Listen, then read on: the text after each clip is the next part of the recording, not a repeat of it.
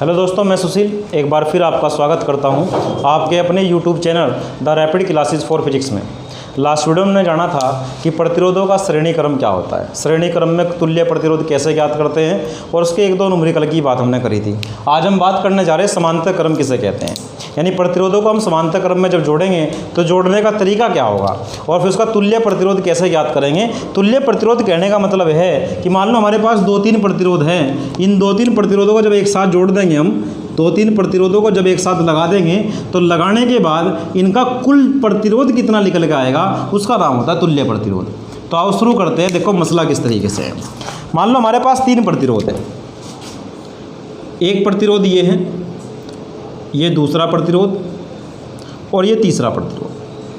मान लो हमारे पास तीन प्रतिरोध है, इन तीन प्रतिरोधों का यो क्या है, यो पहला सिरा, ये इसका पहला, ये इसका पहला, ये इसका पहला। ये क्या है, इन प्रतिरोधों के दूसरा सिरा, ये इन प्रतिरोधों का क्या है, दूसरा सिरा। यदि सभी प्रतिरोधों के पहले सिरे को तो एक बिंदु से, हेलो, यदि सभी प्रतिरोधों के पहले सिरे को तो एक बिंदु से, पहले सिरे को तो एक बिंदु से तथा दूसरे सिरों को दूसरे बिंदु से जोड़ते चले जाते हैं, दूसरे सिरे को दूसरे बिंदु से जोड़ते चले जाते हैं, तो प्राप्त होने वाला क्रम समांतर क्रम कहलाता है।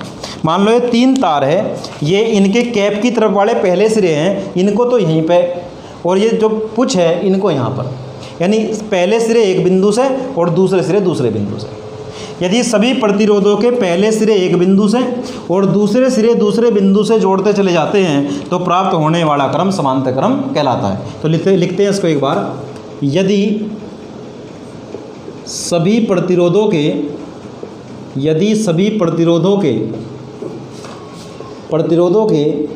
पहले सिरों को एक बिंदु से तथा दूसरे सिरों को किसी दूसरे बिंदु से जोड़ते चले जाते हैं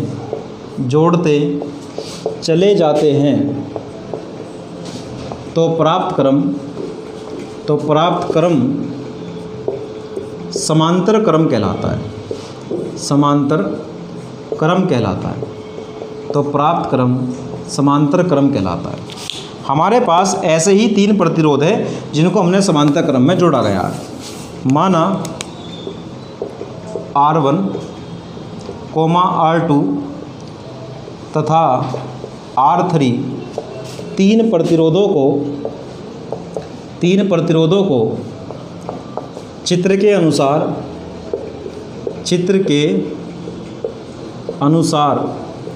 समांतर क्रम में जोड़ा जाता है। तो क्या है हमारा चित्र, ये हमारा पहला प्रतिरोध है, इसका नाम है R1। ये हमारा दूसरा प्रतिरोध है, इसका नाम है R2। ये हमारा तीसरा प्रतिरोध जिसका नाम है R3। R1, R2, R3 इन सब के एक सिरे को तो एक बिंदु से और दूसरे सिरे को दूसरे बिंदु से जोड़ देंगे। ये एक पॉइंट, ये दूसरा पॉइंट, इससे कनेक्ट कर देंगे एक बैटरी। तो बैटरी कनेक्ट करने के बाद क्या होगा, एक बार उस बात पे फोकस करो। जैसे ही मैं इनके सिरों पर बैटरी को कनेक्ट करता हूँ तो बैटरी की टेंडेंसी है कि इसके प्लस में से करंट निकलता है, और जैसे ही करंट यहाँ पहुँचेगा तो करंट यानी धारा को तीन रास्ते दिखाई देंगे। एक रास्ता जाता है R1 की तरफ, एक रास्ता जाता है R2 की तरफ, एक रास्ता जाता है R3 की तरफ। तो करंट यहाँ तीन पार्ट में डिवाइड हो जाएगा, यानी I का कुछ भाग I1 तो चले जाएगा R1 में, I2 चले जाएगा R2 में और I3 चले जाएगा R3 में, यानी करंट तीन भागों में बढ़ जाएगा।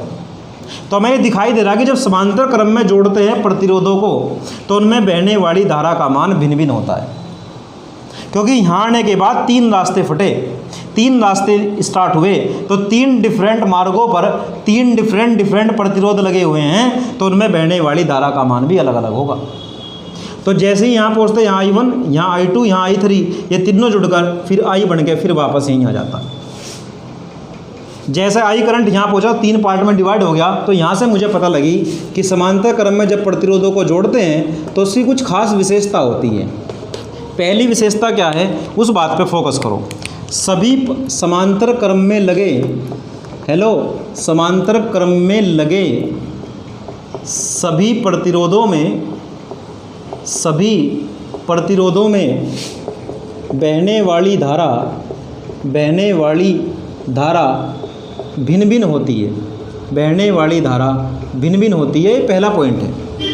दूसरा पॉइंट क्या है यार, देखिए R1 R2 R3 I1 I2 I3 भिन्न भिन्न है, तो इनका जो विभवांतर होगा वो विभवांतर समान होगा। पहले के सिरों में विभवांतर क्या होगा V, दूसरे के सिरों में V और तीसरे के सिरों पर भी V। I1 R1 I2 R2 I3 R3 और ये कुल विभवांतर के बराबर होगा V के। तो हमारा पहला पॉइंट क्या बनना है, हमारा पहला पॉइंट, ये तो हमारा दूसरा पॉइंट है, और पहला पॉइंट क्या बनेगा कि समांतर क्रम में लगे सभी प्रतिरोधों के सिरों पर उत्पन्न विभवांतर समान होता है, उत्पन्न विभवांतर समान होता है तथा कुल विभवांतर के बराबर होता है।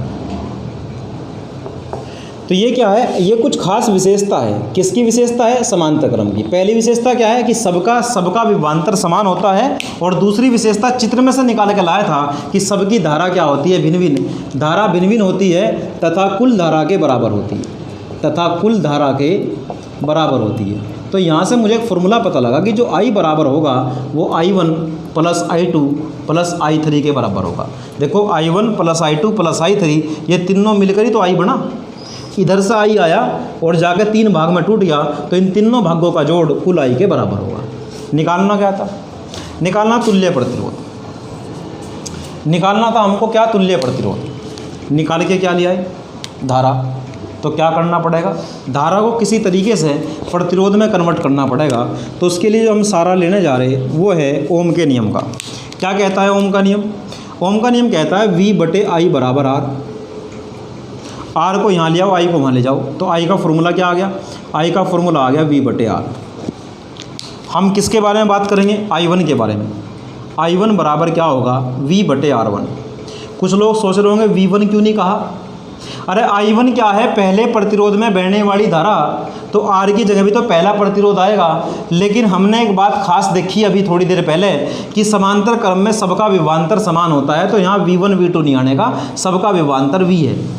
इसी प्रकार I2 क्या होगा बताओ, I2 होगा V/R2 और I3 क्या होगा V/R3। ये तीनों मान यहाँ रख दो, तो क्या बनने वाला है, सब बच्चे बोर्ड पर देखेंगे।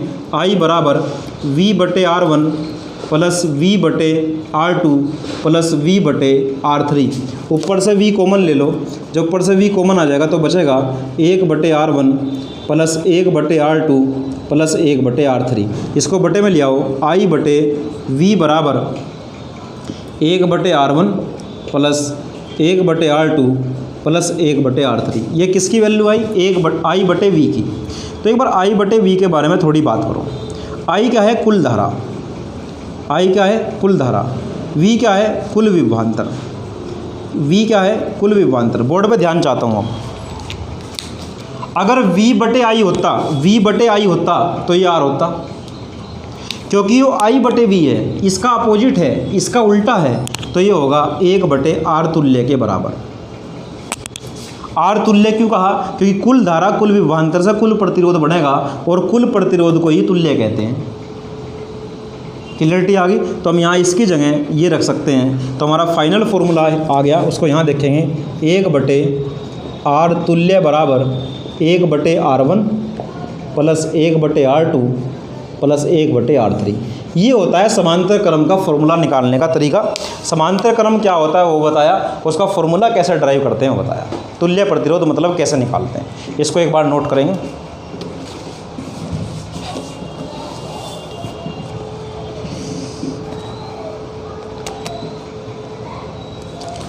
चलिए अब बात करते हैं 1-2 न्यूमेरिकलों की। समांतर क्रम के न्यूमेरिकलों को सोल्व कैसे करते हैं।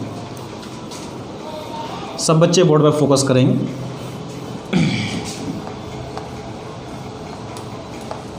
देखिए ज़रा क्वेश्चन नंबर पहला क्या कहा उसने, 2 ओम तथा 5 ओम के 2 प्रतिरोधों को समांतर क्रम में जोड़ा गया है। तुल्य प्रतिरोध क्या होगा? तुल्य प्रतिरोध क्या होगा? बोर्ड पर देखने का प्रयास करेंगे सब बच्चे। दिया क्या है उसने, हमें 2 प्रतिरोध दिए हैं, एक प्रतिरोधी है एक प्रतिरोधी है। तो इसका मतलब R1 का मान दे दिया 2 ओम, R2 का मान दे दिया 5 ओम। तुल्य प्रतिरोध पूछ रहा है, कौन सा क्रम? समांतर क्रम। तो समांतर क्रम का फॉर्मूला ये रहा, क्या फॉर्मूला है? 1/R तुल्य बराबर 1/R1 1/R2। इतनी बात बताओ समझ में आ रही है? कोई दिक्कत यहाँ तक किसी को? 1/R तुल्य बराबर 1/2 प्लस 1/5। जो बायो वाले बच्चे थोड़ा सा फोकस करेंगे, इसकी गुणांश में 5 एकम 5, इसकी गुणांश में 2 एकम 2, इन दोनों की आपस में 5 दूनी 10। तो हमारा ये आ गया 1/R तुल्य बराबर 7/10। इसका उल्टा कर दो तो R तुल्य बराबर आ गया हमारा 10/7 ओम आंसर। इधर भी उल्टा कर दे, इधर भी उल्टा कर दे। ये एक बेसिक सा न्यूमेरिकल नोट करेंगे सब बच्चे इसको। दूसरे न्यूमेरिकल की बात करते हैं। दूसरा न्यूमेरिकल किस तरीके से होगा? यदि 2 प्रतिरोधों को समांतर क्रम में जोड़ने के बाद उनका तुल्य प्रतिरोध 5/3 ओम आता है। यदि पहला प्रतिरोध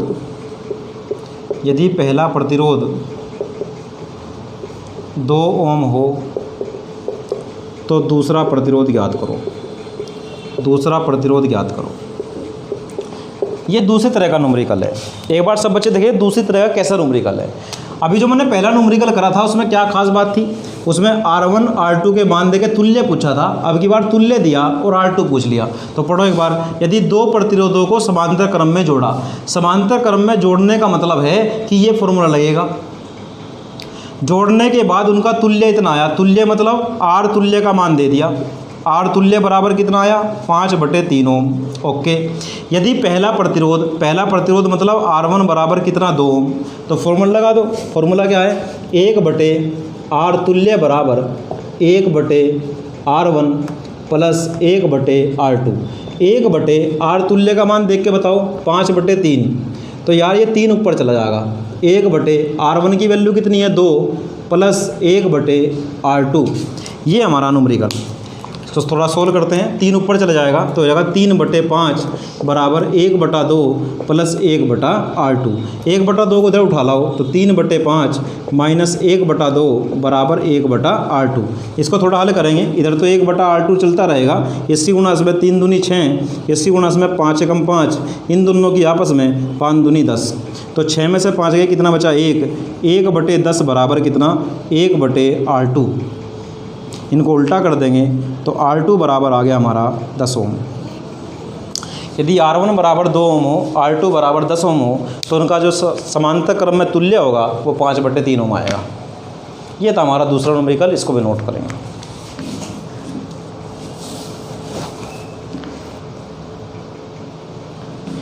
एक न्यूमेरिकल और की बात करते हैं। ये भी काफ़ी बार पूछा जाता है न्यूमेरिकल।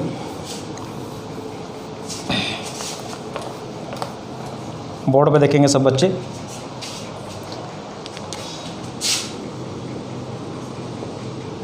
तीन ओम के 3 प्रतिरोधों को पहले श्रेणी क्रम में तथा फिर समांतर क्रम में जोड़ा जाता है तो तुल्य प्रतिरोधों का तुल्य प्रतिरोधों का अनुपात ज्ञात करो। तुल्य प्रतिरोधों का अनुपात ज्ञात करो। सवाल समझो, सवाल क्या है। उसने कहा 3 ओम के 3 प्रतिरोध हैं, यानी प्रतिरोध तो 3 है, R1, R2, R3। पहले का मान भी कितना है 3 ओम, दूसरे का मान भी कितना है 3 ओम, और तीसरे का मान भी 3 ओम है। 3 ओम के 3 प्रतिरोधों को पहले श्रेणी क्रम में और फिर समांतर क्रम में जोड़ा गया। तो इसका मतलब पहले श्रेणी क्रम का फॉर्मूला लगेगा, फिर समांतर क्रम का फॉर्मूला लगेगा। तो हम सबसे पहले किसकी बात करते हैं, श्रेणी क्रम के लिए। श्रेणी क्रम के लिए जब गुणा भाग करेंगे तो R तुल्य होता है, उसका निकालने का तरीका R तुल्य बराबर R1 plus R2 plus R3। बड़ा सिंपल सा। R तुल्य, R1 का मान कितना है 3, R2 का मान 3, तो ये आ गया हमारा 9 ओम। लेकिन क्योंकि तुल्य 2 बार निकलेगा ना, एक बार श्रेणी क्रम का, एक बार समांतर क्रम का, तो उसको थोड़ा पहचान देते हैं, R तुल्य 1 है। तो हमारे R तुल्य 1 का मान कितना आया 9 ओम, समीकरण नंबर 1। अब बात किसकी करते हैं, समांतर क्रम की। समांतर क्रम के लिए, समांतर क्रम के लिए, अब समांतर क्रम के लिए देखेंगे। समांतर क्रम का फॉर्मूला है 1/R तुल्य बराबर 1/R1, 1/R2, 1/R3। 1/R तुल्य बराबर 1/3 प्लस 1/3 प्लस 1/3। तो हमारा आ गया 1/R तुल्य बराबर 3/3, 1 2 3, 3/3, 3 से 3 कैंसिल हो गया, तो 1/1 आ गया। इसका उल्टा कर देंगे तो R तुल्य बराबर 1 ओम, समीकरण नंबर 2। क्योंकि एक तुल्य पहले भी निकाल लिया था, ये दूसरा तुल्य है, इसको 2 कह दिया।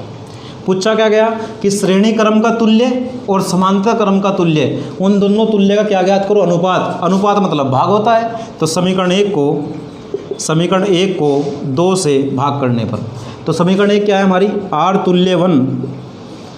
तुल्य 1 डिवाइड बाई R